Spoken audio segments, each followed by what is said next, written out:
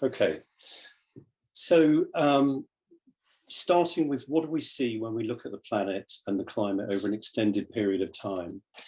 So bottom left-hand plot, you will have seen before. This is the global mean temperature. It's the famous HAD-CRU-T, so Met Office plus University of East Anglia, thousands of observations around the world to estimate the surface climate and how that's changed over the last 150 years. So this time series starts at 1850, ends at last year. And what you can see is in the first 50 or so years, it's wavering around zero because that's the baseline that we've checked these data against. And then since 1980, a warming of the climate system. So we breached 1 degree in about 2015, and we're now about 1.2 degrees above that pre-industrial baseline. The second indicator that's shown here on the top right is carbon dioxide concentrations. So the present day is zero on this plot, and my apologies for the change in baseline. So that is today. And this goes back 100,000 years. So this is to put those carbon dioxide concentrations into a geological context. And what you can see is that between 100,000 years ago and really very recently, the carbon dioxide concentration has bobbed somewhere between 200 and 275 parts per million in these units. And then there's the big ramp at the end where the carbon dioxide has really increased very, very sharply, right in the far top right-hand corner of the slide.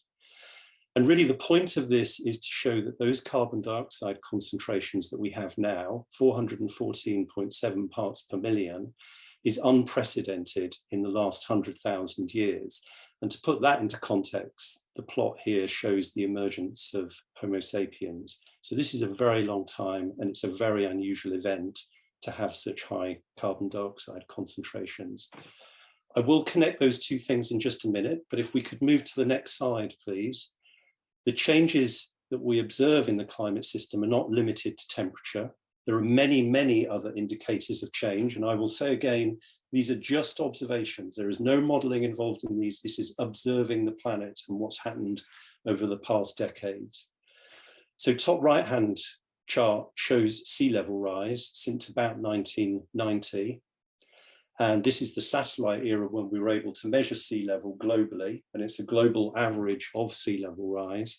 And you can see a consistent increase in sea level during that period. So it's one of the most pervasive indicators of climate change is the sea level. And you're seeing data here from a whole host of different sources, all showing this consistent rise over that 30, 40-year period. And I think Gideon's going to pick up on the sea level rise later in the presentation. The fourth and final indicator that I'll highlight here is Arctic sea ice loss. So it's one of the rapidly changing areas of our climate system right now. Again, since the satellite era in around 1989, 1990, we've been able to monitor sea ice extent in the Arctic around the North Pole. It varies throughout the year, but what we do see is that over the last 40 years, the minimum of that sea ice extent, which happens in September, has reduced by about 12% every 10 years. 12% every 10 years, that's a big number. And what the maps here show you is to give you some sense of what that means. So every year, on average, we're losing an area the size of Scotland. Every 10 years over those 40 years, we're losing an area of the UK, equivalent to the UK and France.